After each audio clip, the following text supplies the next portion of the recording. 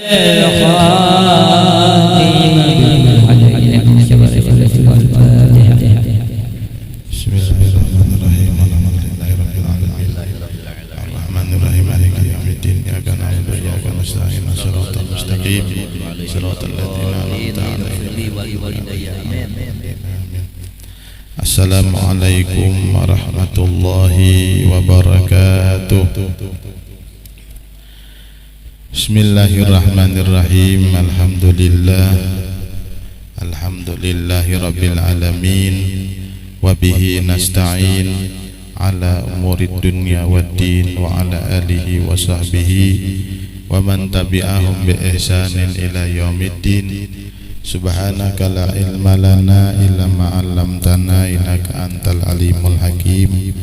Wala haula wala quwata illa billahil aliyyil azim. Rabbi shrah li sadri wa yassir li amri wahlul 'uqdatam min lisani yafqahu qawli bi rahmatika ya arhamar rahimin. Nawaitu ta'allum wa ta'lim wa naf'a wal intifa wa tadzakur wa tadhkir wal ifadah wa istifadah wal hasi ala tamasuk bi kitabillahi azza wa jalla wa dalalah alal huda wa du'a ilal khair ibtigha mardatih wa sawabih wa ajrih wa qurbih minallah subhanahu wa ta'ala. Kembali kita membacakan syukur kita kehadirat Allah subhanahu wa ta'ala yang dengan limpahan taufik, hidayah, karunia, kesehatan, keafiatan hingga kita kembali bisa berhadir, berkumpul bersama di tempat majelis taklim pondok pesantren Hidayatul Quran. Kemudian salawat serta salam tercurahkan kepada Nabi kita, Nabi besar Muhammad sallallahu alaihi wasallam, dan salawat serta salam tercurahkan kepada kerabat-kerabatnya, pengikutnya ila yaumil qiyamah. Ya kita cintai, kita muliakan para habaib, para tokoh agama, para guru-guru, para pemuka masyarakat, para hadirin wal hadirat rahimakumullah. Qala al-musannif rahimahullahu ta'ala wa nafa'ana bih wa bi ulumih wa bi ulumi masyayikhina fid dharain amin wa radhiyallahu anna wa ankum, sampai perkataan musannif rahimahullahu ta'ala kepada 4 macam yang wajib bagi seseorang mayit yang dikerjakan bagi orang yang hidup. Jadi apabila ada orang yang meninggal, maka 4 hal yang wajib digawi oleh orang yang hidup, haknya bagi si mayit. Yang pertama memandikan, yang kedua membungkus, yang ketiga menyembahyangkan, yang keempat menguburkan atau menanam. Tapi hari ini yang pertama yaitu memandikan mayit. Memandikan mayit ini hukumnya 3 macam. Yang pertama wajib, mayit itu wajib dimandikan. Itu bagi orang mati yang beragama Islam, yang bukan mati syahid di peperangan melawan orang kafir, dan bukan kanak-kanak yang keguguran yang belum nampak wujud kemanusiaannya. Nah, jadi itu wajib diperlakukan atau dimandii. Itu adalah bagi orang muslim yang meninggal dunia, yang bukan mati dalam keadaan perang melawan orang kafir, dan bukan orang yang keguguran yang belum nampak wujud kemanusiaannya, umpama gumpal darah atau sahimpil daging, maka itu kada wajib dimandikan. Kemudian memandikan mayit ini hukumnya boleh, artinya kada wajib dan kada haram, tetapi boleh. Itu bagi orang kafir. Ada orang yang non muslim meninggal, boleh aja dimandii. Nah, kemudian bagi kanak-kanak yang belum nampak wujud kemanusiaannya. Umpamanya misalnya ada tangannya aja hanyar, atau batisnya aja hanyar, atau gumpalan daging, nah maka itu kainnya boleh dimandikan, tapi kada wajib hukumnya.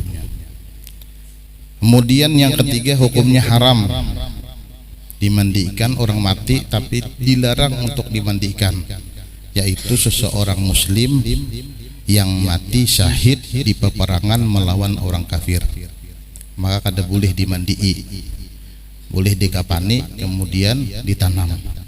Kenapa? Karena darah orang yang mati syahid karena berbau wangi dan menjadi saksi di hari kiamat dengan kematiannya.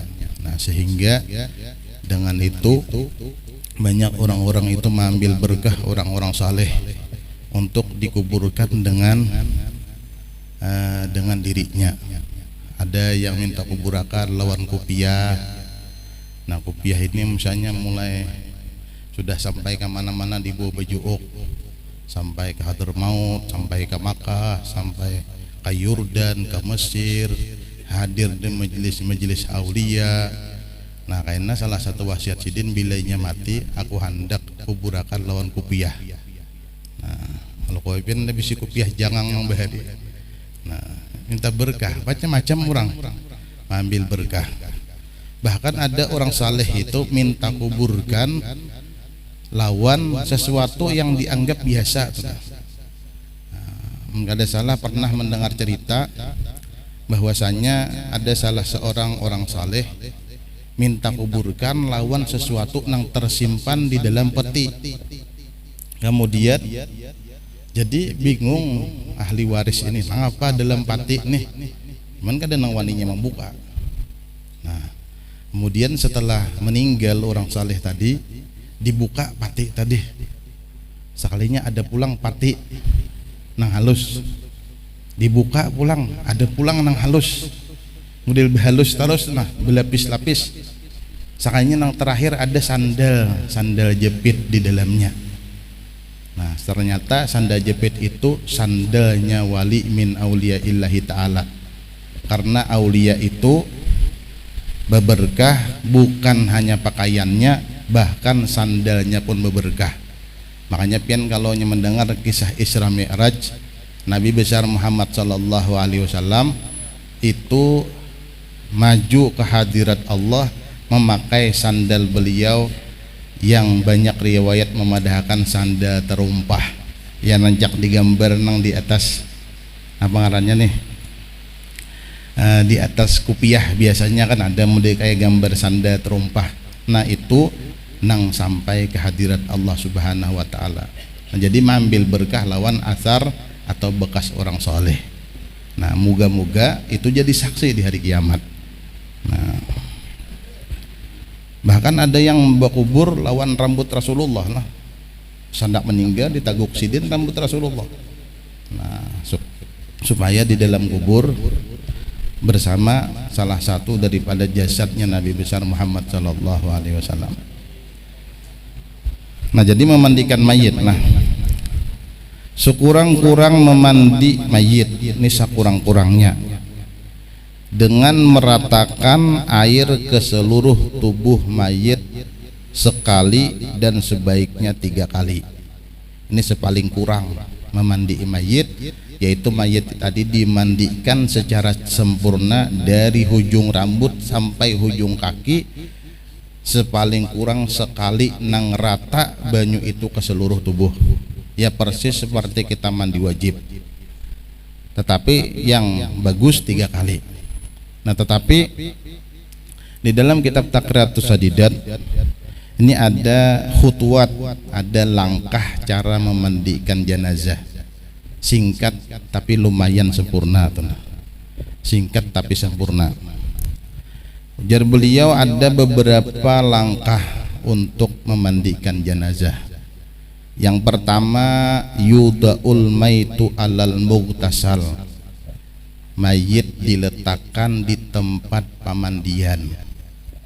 Amun inya wadah kita kan di atas gadang, atau memang ada model kayak karanda itu apa ngarannya leh, kada tahu juga ngarannya, cuman model kayak karanda ada sapusial wah ini orang hagan memandikan jenazah, mau nang dibikin permanen dari semen seperti di kandangan di Masjid Abrar, itu permanen sudah.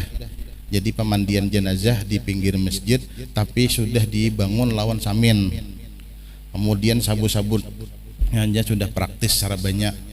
Nah jadi sapusial pemandian jenazah diulahkan. Nah wa yakunu ala lauhin bihi suqubun li alla yaudu ilaihi rasyas, dan si jenazah mayit tadi diletakkan di atas pemandian, yang pemandian itu ada lubangnya supaya jangan kembali air percikan kepada si nang mamandii, atau jangan kembali air tadi kepada si mayit, jadi air tadi jatuh. Nah wa yakunu fi sawbin rakikin, kemudian si mayit tadi ditutup dengan pakaian yang tipis, jangan tatalu tabal, artinya pakaian yang bisa menyerap air. Dan pakaian tadi diperhatikan jangan pakaian nang luntur. Kada mencari pakaian bebarang aja tapi mandi timbu hijau awak mayit, kada tahu tapihnya luntur, ada nang kuning mayit apa aja nih demang kuning nih, jangan-jangan bakar amat lihat soalnya tapihnya kuning luntur. Nah mencari kain nang kada luntur sehingga kada merubah air sampai ke kulit. Kemudian wa mustalqiyan ala kafah wa rijlahu li jihatil qiblah. Kemudian mayit ini dimandikan dalam keadaan berbaring atas pundaknya bati lantang dan kakinya menghadap kiblat. Jangan sekali-kali mandikan mayit di tiharapakan. Nah, bati lantang mandap. Lo kae kena pian tiharapakan aja udah nyaman kadang alih jam besubira. Nah, jadi ditilantangakan, batisnya diarahkan ke kiblat. Wa yakunul ghuslu fil khalwah, memandikan di tempat yang tidak ramai orang, tempat nang sunyi. Boleh dihadiri keluarga atau orang-orang yang bertugas memandikan. Nah maka dibuncu-buncu di dalam kamar atau di tempat nang tasunyi. Nah, dan dilarang jangan diberiakan orang mengamira perhatan memandii. Wah ini napa aja orang bakamira, orang mandi di kamera napa apakah. Nah khusus memandikan jenazah supaya jangan dilihat oleh orang lain, maka jangan di kamera. Wa tahta sakfin, kemudian tempat pemandian itu jangan langsung uja kita kada behetap, jangan dipajijipan mandiin nang kada behetap langsung kayak nak atas langit. Nah apalagi dihujanakan ya, apalagi jangan juga. Pokoknya mayat ini diperlakukan seperti orang nang hidup, bahkan lebih lembut daripada orang nang hidup, karena inya merasa sakit seperti orang yang hidup merasa sakit. Bahkan ada yang mengatakan lebih sakit daripada orang hidup, karena habis dicabut ruh itu badan ini seluruhnya sakit. Kemudian wa yughatta wajhuh min awwali ma yada'ahu alal muktasal, kemudian ditutup mukanya dari awal memandikan si mayit, mulai meletakkan si mayit di tempat mandi itu ditutup wajahnya, artinya sabukuan jenazah itu ditutup. Nah, memang menutup wajah ada wajib ketika memandikan, cuman ketika itu dianjurkan untuk menutup wajah dari ujung kaki sampai wajahnya itu dalam keadaan tertutup. Jadi banyak menyimbur itu di atas kain aja. Tapi boleh aja minta bantu kainnya lawan salang lah. Itu langkah pertama. Jadi jenazah mayit tadi diandak di pemandian, kemudian ditutup dengan pakaian yang tipis yang tembus air, kemudian dibaringkan bati lantang, kemudian memandikannya dalam keadaan sunyi, orangnya kada banyak, kemudian atapnya harus behatap, jangan kada behatap. Nah kemudian ditutup wajahnya. Itu langkah pertama. Kemudian langkah kedua, yaj'alul ghasil ala yadihil yusra khirqah, kemudian meletakkan orang yang memandikan atas tangannya, atas tangan kirinya secari kain. Tapi sebahagian kayak di Berebe ada orang sapusial ada dijahit akan orang. Jadi buan pemandian tuh tinggal menculop aja lagi. Nah tinggal menculop sudah biris diulahkan orang mun kadada ya kain di apa ngarannya diculup ke tangan. Tapi mencari kain tujuan yang lembut. Nah jangan memakai kain yang kayak pian sarung tangan ke hutan tuh jangan. Belingsakan kena pian menggusok kalau nang indah nang kasar itu nang lembut. Wa yasub alal mayyit ma'an khalisan. Kemudian mulai disiramkan si mayit ini dengan air yang suci lagi mensucikan, air jernih. Mirra'sihi ila qadamaihi, dari mulai kepalanya sampai ke ujung betisnya disiram sambil digusuk begamat. Nah, disiram sambil digusuk begamat. Wayad luku biyadihil yusra jami'a badaneh, dan menggusuk seluruh anggota tubuh si mayit tadi dengan tangan kirinya. Digusuk begamat, diberesihi. Nah kayak kita mandi, nah digusuk begamat. Kemudian itu langkah yang kedua. Langkah yang ketiga, yusnidul ghasil al-maita biribkin, menyandarkan orang yang memandikan mayit dengan pelan-pelan. Fayaj'alu rukbatahu min kafal mayit, maka dia jadikan akan lututnya di pundak si mayit. Jadi mayit ini model kayak didudukakan, disandarakan di lintuhutnya. Yasnudu bihima zahrahu, supaya si mayit tadi menyandari dua lututnya. Jadi betis pian dijagatakan model kayak dirauh aja orang dijagatakan tadi lawan lintut pian disandarakan. Wa yadul ghasil yumna takunu ala katifil mayyit, dan tangan kanan sinang memandikan mayit tadi di atas ketiak mayit. Nah dirauh tebit banget nah, disandung lawan lintuh, disandung lintuh. Nah, wa ibhamu yadihi fi nakrati kafal mayit, kemudian nih nayanya apa ngarannya nih, ibu tangannya diandak di kenapa orang nyambat juron tadi ini namanya di bawah bumbunan nih, kenapa ngarannya buri tundun.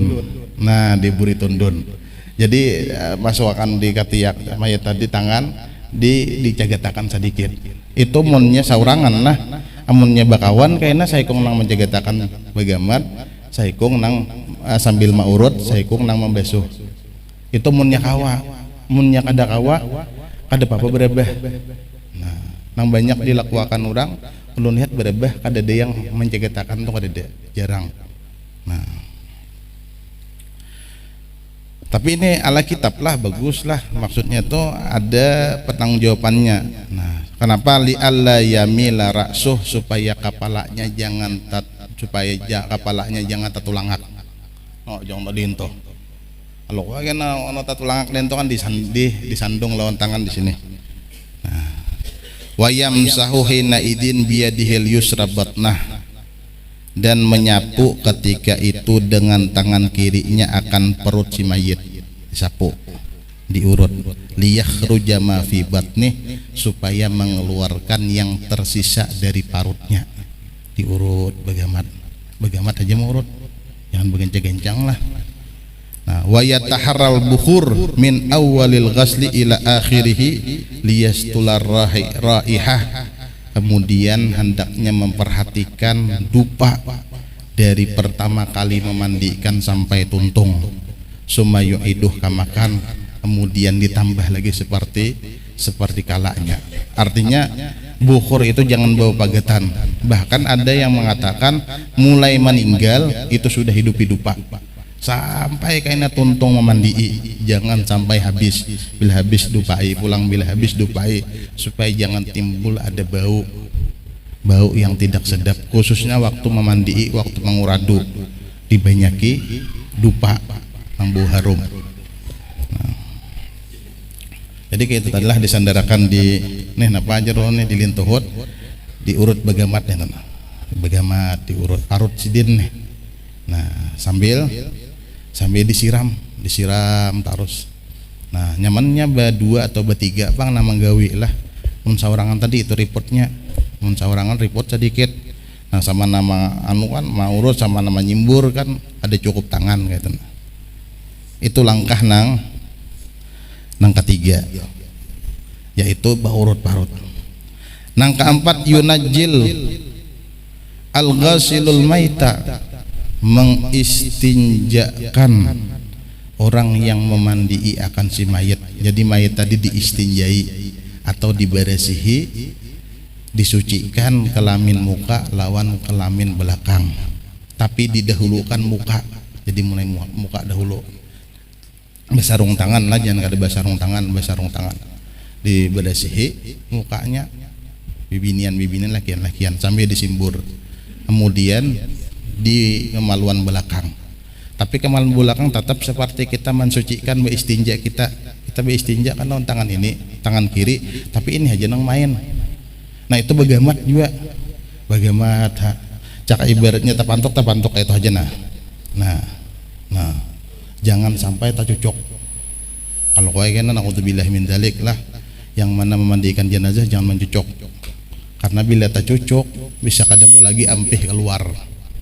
Kenapa? Karena orang yang sudah meninggal itu sarafnya ada berfungsi, ada kawal lagi inya menutup nah kayak kita hidup naya namun karasan gen kau di pagarnya apalagi nang ya lama aja amun sudah meninggal dunia itu kemaluan belakang ada lagi sarafnya nang berfungsi, makanya seadanya aja biar dilihatnya bila inya belum bersih simbur kan diperiksa pulang. Bilenya belum bersih simbur pulang, diusahakan semaksimal mungkin. Itu belum lagi memandii lah, itu hanya langkah pertama atau maksudnya di tahapan sebelum memandikan. Kemudian payagsilu qubulahu wa duburahu wa ma hawalaihi ma biyadihil yusra, maka dia membasuh akan kemaluan muka dan kemaluan belakangnya dan sekitarnya dengan tangan kiri, lawan tangan kiri sambil ya tadi dibasuhi lawan tangan kiri, tapi yang menyimbur kada kawa muka lawan tangan kanan, tapi menyapu membasuh lawan tangan kiri. Kemudian wayuk siru sabbal ma alaihi liyadhhaba ainul kharij warihuhu ma amkan. Kemudian memperbanyak air di sana, jadi tuang terus banyu, keran rasarah amunnya bacibuk, pokoknya ruwak kita harus banyu. Supaya apa? Supaya hilang benda nang keluar dan baunya nang keluar semampu mungkin. Nah, cuman tadi jarulun dengan lemah lembut, menggusuk bagamat, jangan rigus sehingga ahlu warisnya melihat umak aja bahkan ini mandi aja, hadangan aja menggusuk. Nah kan kada bagus, si mayat ini bagus begimit ya. Nah sabaran orang memandikan jenazah ini bersabar, karena orang memandikan jenazah ini salah satu fadilatnya panjang umur. Jadi pian jangan sungkan hendak belajar memandikan mayat. Nah panjang umur orang mandi mayat nih, ini ndak mengulir mandikan mayat, Allah kasihnya mati tajapai mayat terus, padahal ada orang memandikan jenazah ini panjang umur. Soalnya matian beretantong mandi, siapa tahu mandi. Nah siapa tahu mandi. Kemudian salah satu perkara nang kada mungkin bisa terkecuali praktik itu memandikan jenazah. Jadi memandikan jenazah ini kada mungkin bisa dengan mendengar, kecuali pian umpat serta ikut praktik. Nah, praktik memandikan jenazah. Ada kita sini kan ada kayak aham kan, menelakian nih paman ijak. Tapi amunnya di bibinian belum ada lagi. Diharap banget pang bibinian di aluan mati ini ada kayak itu. Siapakah misalnya bini pian kah takon menakoni bini ulun bang on tawar ya juga bini ulun nya belum hakon lagi karena pulang bahasa bila bulikannya John kayak apa nih hakon kah bila hakon bismillah ada bapak asal jangan laki ha. Nah, bagi-bagi tugas. Nah jadi apa ngarannya kita perlu tuh orang memandikan jenazah. Kemudian yang kelima yuzilul ghasil bi khirqatin ukhra, menghilangkan orang yang memandikan mayit tadi dengan cari kain yang lain, artinya cari pulang kain yang lain. Kan tadi sudah menguradu, jadi kain tadi rigat ganti. Nah, diganti amun saikong haja lah nang ia menguradu, nang ia memberesihi. Nah, kemudian nang dihilangkan apa pulang? Allati tahta adfarih wa fi udunaihi wa anfih wa famih. Kemudian apa ngarannya nang parak mata tahi mata, nah dibuangi di pengarannya diberesihi tahi mata sidin, talinga kotoran nang di talinga, nang di bawah kuku ini bileknya anu di apa ngarannya dikuit sedikit tapi bagaimana juga bileknya banyak rigat. Nah, kenapa? Karena kena makruh mengitipi kuku bila sudah meninggal. Jadi biar hari panjang kuku sidin. Nah, kuku sidin misalnya tak panjang sedikit, genakannya dikuriki aja, jangan ditatak. Pokoknya bisa menatak. Ada lagi tipan kuku aja, tataki do kukunya kau panjangan jangan apa kubur. Jangan, karena makruh sudah ditatak bila inya sudah meninggal. Jadi dikuiti bagaimana? Nah, itu kemudian apa ngarannya seterusnya pulang diudukan, kemudian dimandikan secara sempurna insyaallah yang akan datang. Nah, itu dahulu apa ngarannya langkah pertama bagi si mayit sebelum dimandikan. Jadi itu praktis tadi tapi sempurna. Kemudian kena hanya pulang kita membahas tentang memandikan mayit atau cara mandi sambilan ala kitab fikih. Karena mandi sambilan ini macam-macam teknik, macam-macam cara, berbeda kampung, berbeda cara, berbeda tempat, berbeda teknik. Bahkan ada bacaan-bacaan nang khusus-khusus bagi si pemandian. Tetapi kita insya Allah akan membacakan sesuai nang apa nang di kitab. Nah, mudah-mudahan apa yang kita dengarkan memberi manfaat, mudah-mudahan ilmu kita diberkahi oleh Allah Subhanahu wa taala, mudah-mudahan kita bisa mengamalkan ilmu yang kita tuntut, dan mudah-mudahan kita disihatkan badan sehat walafiat, dijauhkan daripada wabah bencana dan penyakit, dan mudah-mudahan kita diberikan keturunan yang saleh dan salihat, selalu membantu agama Rasulullah sallallahu alaihi wasallam. Wallahu taala a'lam.